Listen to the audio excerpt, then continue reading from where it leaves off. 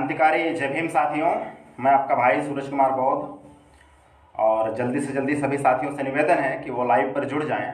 Facebook live है और मज़दूरों की पीड़ा पर आज हम बात करना चाहेंगे।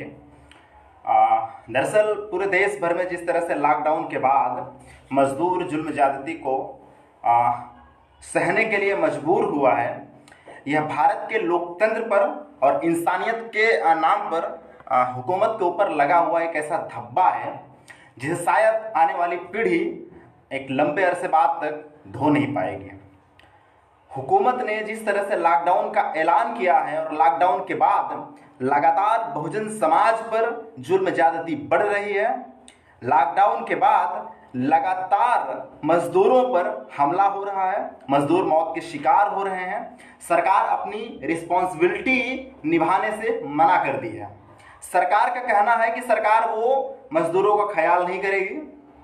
सरकार का कहना है कि आत्मनिर्भर बनो, मजदूर हो तो अपना पेट खुद भरो, हम तुम्हारा भला करने वाले नहीं हैं। सरकार का यह मानना है कि अगर तुम मजदूर हो तो हमारे पास तुम्हारे लिए कोई सुविधा नहीं है। हाँ, अगर तुम किसी अमीरजादे की औलाद होते तो सरकार तुमको चार्टर्ड प्लेन से लाती। अगर तुम किसी अमीरजादे की औलाद होते तो सरकार तुमको हवाई जहाज से लाती। लेकिन तुम एक मजदूर हो, इसलिए सरकार तुमको मजबूर की तरह देखेगी, और एक मजदूर हो इसलिए तुम्हारे पास हवाई चप्पल भले पहनने के ना हो, लेकिन सरकार तुमको पैदल भी नहीं जाने देगी। पूरे देश में लगातार राज्य सरकारों द्वारा अपनी अपनी सीमाओं को सील कर दिया जा रहा है। सीमाओं को सील करने का नतीजा यह है कि पैदल चलते वाला मजदूर जो हजारों किलोमीटर, सैकड़ों किलोमीटर दूर तक अपने बीवी बच्चों को लेकर के पैदल जा रहा है, और अब आगे चल के उसे ऐसा महसूस होना पड़ रहा है कोई एक जगह खड़ा कर दिया जाएगा, आगे नहीं बढ़ पाएगा। यह हुकूमत की तानाशाही है कि एक गर्भवती महिला जो सैकड़ों किलोमीटर पैदल जाती है और उसका बच्चा पेट में ही मर जाता है। यह हुकूमत का तानाशाही है कि एक गर्भवती महिला जो सैकड़ों किलोमीटर दूर तक पैदल जाती है और बद अंत में उसे यह देखना पड़ता है कि उसको बच्चा होता है और सड़क के किनारे बच्चे को पैदा किया जाता है और 1 घंटे बाद वो फिर 60 किलोमीटर दूर जाती है। सरकारी फरमान और सरकारी क्रूरता का नतीजा यह होता है कि मजदूरों के ऊपर ट्रेन चलती है। मजदूरों के लिए ट्रेन नहीं चलती है, मजदूरों के ऊपर ट्रेन चलती है। मजदूरों के पास मजदूरों को चलने के लिए साधन मुहैया नहीं कराई जाती है, लेकिन मजदूरों के ऊपर ट्रक चलाई जा रही है। मजदूर मौत के शिकार हो रहे हैं। उसका जिम्मेदार कौन है? इस देश की हुकूमत, इस देश की जनता, या भूखमरी कोरोना की महामारी और पुलिस का लाठी झेल रहा वो गरीब मजदूर? हमको आपको यह सवाल करना होगा कि लोकतंत्र, जिस तरह से लोकतंत्र एक नामक विषय को लगातार मजाक बनाया जा रहा है, यह निहायत ही शर्मनाक है। मुझे तो अफसोस होता है सुप्रीम कोर्ट के जिंदा होने पर, सुप्रीम कोर्ट के निष्पक्षता पर, कि सुप्रीम कोर्ट कहती है अगर कोई व्यक्ति खुद जाकर के ट्रेन की पटरी पर सोएगा तो भला उसे कौन बचा सकता है। चौंकिए मत, यह अदालत का फरमान है। चौंकिए मत, ये लोकतंत्र है।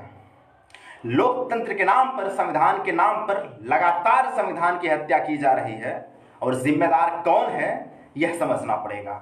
जब आप यह समझेंगे तब आपको लगेगा कि इस देश में वह तानाशाह बैठे हुए लोग जो मजदूरों के हक की बात नहीं कर रहे हैं, जो आज मजदूर मर रहा है, लेकिन वह लोग हिंदू मुसलमान, पाकिस्तान, हिंदुस्तान करने में टिके हुए हैं, और भारत को लगातार हिंदुस्तान बनाए जाने की कोशिश की जा रही है। आपको सोचना होगा कि मजदूर का हितैषी कौन है। आपको सोचना होगा क्या इस देश में गरीबों को जीने का हक है या नहीं है। गरीबों पर ट्रेन चलाई जाएगी, गरीबों पर ट्रक चलाई जाएगी। गरीब को जिंदा रहने का कोई हक नहीं है इस देश में। एक काव्यात्मक बात हो सकती है कि मजदूरों की कोई जाति नहीं होती है, लेकिन जब आप मजदूर का या मजदूर नामक जो परिभाषा है उसका घूंघट हटा करके देखेंगे तब आप पाएंगे कि मजदूर बहुजन समाज के लोग हैं, और बहुजन समाज के लोग ही मजदूर हैं। बहुजन समाज के लोग मजदूर हैं, इसीलिए बहुजन समाज को मरने के लिए छोड़ दिया गया है। इतना ही नहीं, इतने से पेट नहीं भरा तो उत्तर प्रदेश सरकार का फरमान आता है कि 3 साल के लिए श्रम कानून खत्म कर दिया जाएगा। मध्य प्रदेश सरकार का फरमान आता है कि अब कार्य की अवधि 8 घंटे से बढ़ा करके 12 घंटे कर दी जाएगी। मध्य प्रदेश सरकार के फरमान पर योगी बाबा भी चलते हैं और मजदूरों की कार्यावधि 8 से 12 कर देते हैं। उसके कार पर चलती है योगी सरकार की गुजरात हुकूमत और उसके बाद कर्नाटका। आप कल्पना कीजिए कि मजदूरों के खिलाफ, श्रमिकों के खिलाफ इतनी बड़ी तानाशाही क्यों? वह बाबा साहब जो मजदूरों को 12 घंटे काम किए जाने की अवधि को घटा करके 8 घंटा किए और राम राज्य के इस दौर में, हिंदू राज्य के इस दौर में मजदूरों की कार्य अवधि 8 घंटे से बढ़ा करके 12 घंटे कर दी जाती है। 12 मई को हम लोगों ने जबरदस्त आंदोलन चला, जिसमें आजाद समाज पार्टी की अगुवाई में एक पूरे देश में जबरदस्त आंदोलन चला और नतीजा ये रहा कि सरकारी जुल्म बंद करो के बैनर तले आंदोलन की मुहिम को जब रंग पकड़ा तो योगी बाबा झुकते हैं और कहते हैं कि नहीं, मजदूरों की कार्यावधि 8 घंटे ही रहेगी। लेकिन श्रम कानून अभी तक वापस नहीं लिया गया। मजदूरों से हुकूमत को इतनी तकलीफ क्यों है, या मजदूरों से हुकूमत को इतनी नफरत क्यों है?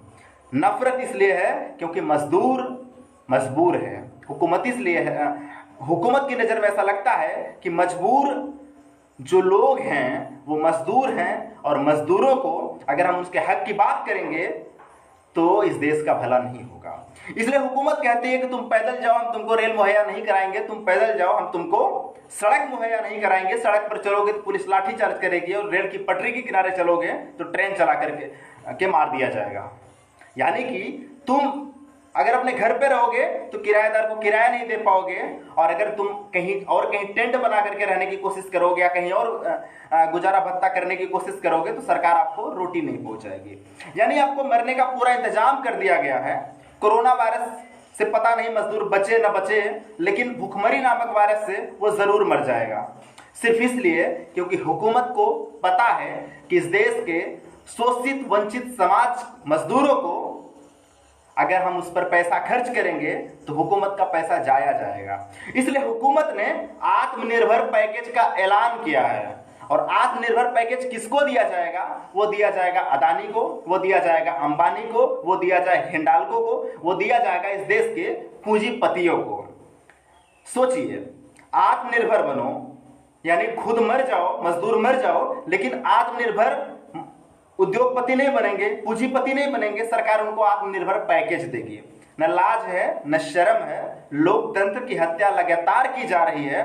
बेहयाई पर उतर आए हैं भारतीय जनता पार्टी वाले लोग। या आपको धमकी देंगे, या आपको मारने की धमकी देंगे, या आप पर मुकदमा दर्ज करेंगे। और लॉकडाउन की आड़ में लगातार जिस तरह से जामिया को और एंटी सीएए प्रोटेस्टर को, यानी प्रो कॉन्स्टिट्यूशन प्रदर्शनकारियों को लगातार जेल में बंद किया जा रहा है, उन पर गंभीर धाराएं लगाई जा रही हैं और नतीजा बताया जा रहा है कि देश की सुरक्षा में है। देश न होकर के ये एकदम पकौड़ा हो चुका है कि मालूम पड़ता है कि अगर कोई संविधान के पक्ष की बात बोल देगा, कोई हुकूमत के खिलाफ बोल देगा तो देश खत्म हो जाएगा। क्योंकि इस देश में दंगा कराने का ठेका इस देश के पत्रकारों ने ले लिया है। अगर आप पत्रकारों के खिलाफ बोलेंगे, अगर आप इस देश के लोकतंत्र के पक्ष में बोलेंगे तो यकीनन आप अपराधी कहे जाएंगे। अगर आप रोटी के पक्ष में बोलेंगे, अगर आप मजदूर के पक्ष में बोलेंगे, अगर आप भुखमरी के खिलाफ बोलेंगे, अगर आप कोरोना वायरस के खिलाफ बोलेंगे और सरकार की नीतियों के खिलाफ बोलेंगे तो आप अपराधी कहे जाएंगे। ऐसे में बहुजन समाज के लोगों का कर्तव्य इसलिए अधिक हो जाता है क्योंकि संविधान आपके बाप ने लिखा है और संविधान से सुरक्षा केवल आपको मिलेगी। अगर संविधान नहीं रहा तो समझ लीजिए गुलामी का वो दौर आपके सर पर मंडरा रहा है। चूंकि संविधान खत्म होता जा रहा है, इसलिए आपकी आंखों के सामने गुलामी ठहाका मार के हंस रही है और आपको ठेंगा दिखा रही है, आपके संविधान को ठेंगा दिखा रही है, आपकी बेबाक आवाज को ठेंगा दिखा रही है और लोकतंत्र को ठेंगा दिखा रही है। उसे पता है सत्ता में बैठे हुए हुक्मरान लोग, उसे पता है सत्ता में बैठे सत्ताधीश लोग लोकतंत्र का गला घोट करके राम राज का हुंकार लगाएंगे और जय श्री राम का नारा देंगे। उसे पता है कि आज तुम मजदूर हो, हजारों किलोमीटर भले पैदल जा रहे हो, आज तुम मजदूर हो, चलती राह में भले मर जा रहे हो, आज तुम मजबूर हो, तुम्हारे पास खाने के लिए रोटी भले नहीं है, आज तुम मजदूर हो, भले तुम भुखमरी के कगार पर खड़े हो। कल हम हिंदू मुस्लिम का दंगा फिट करेंगे, कल हम हिंदू मुस्लिम का नफरत फिट करेंगे। आज तुम मजदूर हो और कल यही तुम मजदूर न हो करके हिंदू बन जाओगे और मुसलमान बन जाओगे। जहां हिंदू मुसलमान बनोगे, भाजपा की जुगलबंदी काम करेगी, यकीनन भाजपा सत्ता में आएगी। आपको समझना है कि आप मजदूरों के हक की लड़ाई कितनी बेबाकी से लड़ाते हैं। आपको समझना है कि सत्ताखोरों के खिलाफ आप में लड़ने का मादा है कि नहीं। अगर आप में सत्ताखोरों के खिलाफ लड़ने का मादा नहीं है, अगर आप में सत्ताखोरों के खिलाफ बोलने का जरूरत नहीं है, यकीन मानिए गुलामी आपके सर पर खड़ी है और आपके सर पे ठेंगा दिखाएगी और आपके सर पे तांडव करेगी, आपके सर पे नागिन डांस करेगी, आपके सर पे हवन कुंड मचाएगी और बताएगी हम तो इसी तरह से चिल्लाएंगे, इसी तरह से तुम्हारे बच्चों को मारेंगे और इसी तरह से तुमको भूखमरी मारेंगे, इसी तरह से तुम्हारी बहन बेटियों का रेप होगा, लेकिन हम कुछ नहीं करेंगे। लॉकडाउन की आड़ में यही हो रहा है। बहुजनों का जुल्म हो रहा है, बहुजनों का शोषण हो रहा है, संविधान की हत्या हो रही है। इस देश में सुप्रीम कोर्ट उदासीन बैठ चुका है। दंगा कराने का सारा काम इस देश की मीडिया ने ले लिया है। इसलिए आप सभी लोग एक बनिए, बहुजनों की आवाज को उठाइए, मजदूरों की आवाज को उठाइए। मजदूरों की आवाज उठाने का मतलब भारतीय संविधान की आवाज उठाना है। शुक्रिया। जय भीम, जय भारत। साथियों, बहुजन मीडिया को आगे बढ़ाएं, मासिक मेंबरशिप लेकर एक कदम भीम मिशन की ओर चैनल की आर्थिक मदद करें।